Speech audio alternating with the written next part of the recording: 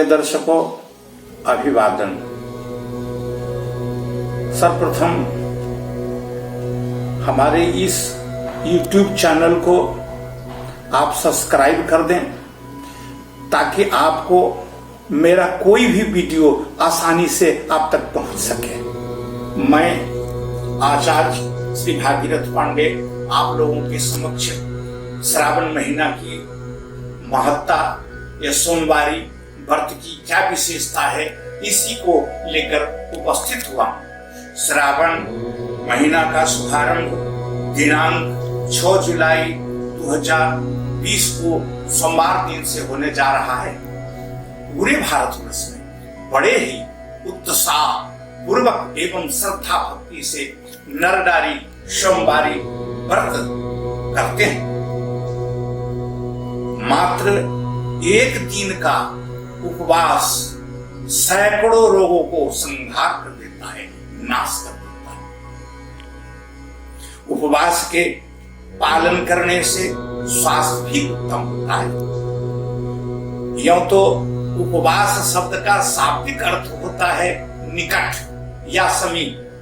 वास शब्द का अर्थ होता है रहना, अर्थात देवताओं के समीप रहना उपवास कहलाता है। सोमवारी व्रत करने से हमारे मनोरथ सारे पूर्ण हो जाते हैं। भगवान शंकर को प्रसन्न करने के लिए यह व्रत है। शिव जी का दूसरा नाम आशुतोष है। आशु शब्द का अर्थ ही होता है शीघ्र, जल्दी, त्वरित, तुरंत, और तोष शब्द का अर्थ होता है प्रसन्न होना, अर्थात भक्तों की भक्ति को देखकर शीघ्र प्रसन्न होने वाले को आशुतोष कहा गया। व्रत का प्रभाव है कि चक्रवर्ती दशरथ जी महाराज को साक्षात परमात्मा ही मर्यादा पुरुषोत्तम राम के रूप में पुत्र बनकर आए। संक्षेप में अगर कहा जाए तो श्रावण का सोमवारी व्रत हिंदू संस्कृति एवं धर्म के साक्षात प्राण है। जितना भी पाप है व्रत करने से दूर हो जाता है, चाहे वह कायिक, वाचिक, मानसिक महापाप ही क्यों न हो, सब दूर हो जाते हैं। इसके विषय में एक मैं पौराणिक कथा लेकर के आप लोगों के सामने उपस्थित हूं। शिव पुराण में कथा मिलती है कि एक व्याधा शिकार की खोज में चला अपने बाल बच्चों की उदर की पूर्ति के लिए। चलते चलते घनघोर जंगल में पहुंच गया। व्याधा मन में विचार करके जा रहा था कि कैसे शिकार को फंसाया जाए। इतने में उसने एक बेल वृक्ष देखा। वह उस बेल वृक्ष पर चढ़कर उसकी शाखा में जाकर छिप गया। इस तरह शाखा पर छिप गया कि उसे कोई दिखाई ना दे। इतना ही नहीं, इतनी ही देर में उसने क्या देखा कि बेल वृक्ष के पास एक हिरणी आ गई। व्याधा मन ही मन बड़ा प्रसन्न हो गया और सोचने लगा कि बिना परिश्रम के ही हमारे निकट शिकार आ गया। व्याधा ने बाण चलाना ही चाहा, उसे मारना ही चाहा। हिरणी ने उस व्याधा को देख लिया। हिरणी ने व्याधे से कातर स्वर में प्रार्थना की कि तुम मुझे मत मारो, मेरे नन्हे नन्हे कई शावक हैं, बच्चे हैं।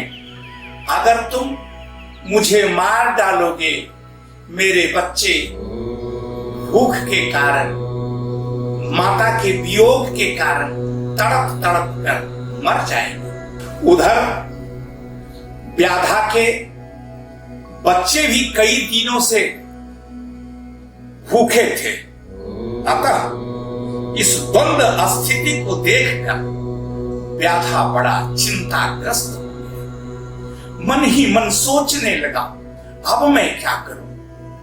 इस चिंतन की परिस्थिति में व्याधा उस बेल वृक्ष से बेल पत्र को क्रमशः तोड़ तोड़ कर एक एक पत्ता नीचे गिराने लगा और उसी बेल वृक्ष के नीचे संजोग से एक खुले आसमान में शिवलिंग पड़ा था जो पत्ते से पर्ण से ढका हुआ था।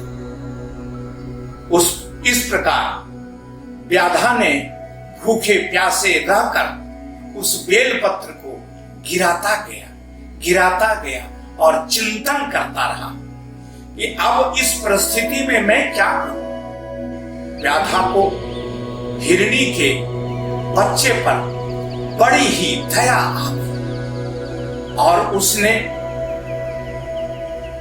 अपने आंखों से अश्रु की धारा प्रवाहित कर दी।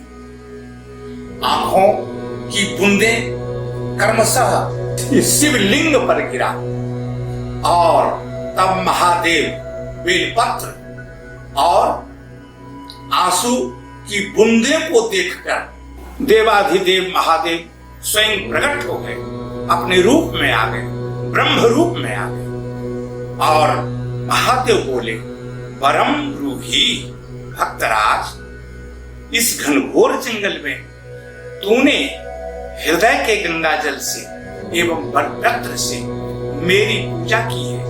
तुम्हारी पूजा को देखकर मैं अति प्रसन्न हूं, तो जो चाहते हो मांग लो मुझसे। शिव जी ने कहा, आज श्रावण का सोमवार है। भगवान शिव जी बोले, सुनो व्याधा, इस व्रत के प्रभाव से त्रेता युग में राम का अवतार होगा। मैं तुम्हें वरदान देता हूं कि और तुम केवट राज बनोगे। साक्षात नारायण पर ब्रह्म श्री राम का अवतार अयोध्या में होगा। चक्रवर्ती दशरथ जी का पुत्र बनकर आएंगे और माता कैकेयी श्री राम को 14 वर्षों का वनवास देगी। वनवास के क्रम में तुम केवट राज बनोगे, श्री राम को गंगा पार करोगे, तुम्हें चरण स्पर्श करने का सुनहरा अवसर प्राप्त होगा। अखिल ब्रह्मांड नायक श्री राम को गंगा नदी पार करने का सौभाग्य तुम्हें प्राप्त होगा। जिस चरणों की धूल पाने के लिए ब्रह्मा, देवेंद्र, ऋषि, महर्षि ललायित रहते हैं, साक्षात उनका दर्शन होगा।